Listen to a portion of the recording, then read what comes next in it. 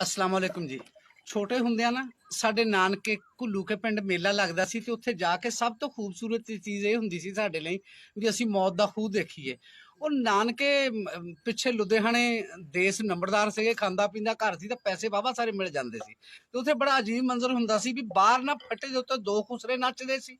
ਬਾਕੀ ਮਾਲ ਸਾਰਾ ਅੰਦਰ ਹੁੰਦਾ ਸੀ ਤੇ ਜਵਾਨਾਂ ਮੁੰਡਿਆਂ ਦਾ ਸਾਰਾ ਇਕੱਠ ਜਿਹੜਾ ਨਾ ਮੌਤ ਦੇ ਖੂਹ ਦੇ ਬਾਹਰ ਹੋ ਜਾਂਦਾ ਸੀ ਤੇ ਕਦੇ ਕਦੇ ਉਹ ਜਦੋਂ ਬਾਰੀ ਖੋਲਦੇ ਸੀਗੇ ਨਾ ਬਾਹਰ ਅੰਦਰ ਜਾਣ ਲਈ ਤੇ ਅੰਦਰ ਇੱਕ ਖੂਬਸੂਰਤ ਸਭ ਤੋਂ ਚੀਜ਼ ਹੁੰਦੀ ਸੀ, ਉਹਦੇ ਤੇ ਜਾਨ ਨਿਕਲ ਜਾਂਦੀ ਸੀ ਲੋਕਾਂ ਦੀ ਦੇਖ ਕੇ ਤਾਂ ਟਿਕਟ ਲੈ ਕੇ ਉੱਤੇ ਚੜ ਜਾਂਦੇ ਸੀਗੇ ਤੇ ਉਹ ਜਿਹੜੇ ਬਾਹਰ ਸੀ ਉਹ ਕੰਪਨੀ ਦੀ ਮਸ਼ਹੂਰੀ ਵਾਸਤੇ ਹੁੰਦੇ ਸੀ, ਬਾਕੀ ਕਾਰਵਾਈ ਸਾਰੀ ਅੰਦਰ ਹੁੰਦੀ ਸੀਗੀ। ਮੈਂ ਤਾਂ ਸਾਰੀ ਉਮਰ ਤਾਂ ਨਾ ਦੇਖ ਸਕਿਆ ਵੀ ਮੈਨੂੰ ਲੱਗਦਾ ਸੀ ਵੀ ਜਿਹੜਾ ਡਰਾਈਵਰ ਆ ਨਾ ਇਹ ਜਦੋਂ ਕਿਤੇ ਮੋਟਰਸਾਈਕਲ ਘੁੰਮਦਾ ਘੁੰਮਦਾ ਬਾਹਰ ਨਿਕਲਣ ਤਾਂ ਸਿੱਧਾ ਮੇਰੇ 'ਚ ਲੱਗਣਾ। ਤੇ ਹੁਣ ਹਾਲਾਤ ਇਹ ਬਣੇ ਆ ਸਾਡੇ ਮੁਲਕ ਦੇ ਵੀ ਮੈਨੂੰ ਹੁਣ ਸੋਚ ਆਉਂਦੀ ਆ ਵੀ ਇਹ ਮੌਤ ਦਾ ਖੂਹ ਆ, ਇਹਦੇ 'ਚ ਅੰਦਰ ਗੇਮ ਹੋਰ ਚੱਲਦੀ ਆ ਤਾਂ ਜਿਹੜੇ ਬਾਹਰ ਦੋ ਖੁਸਰੇ ਨੱਚਣ ਲੱਗੇ ਆ ਉਹ ਹੋਰ ਆ ਤੇ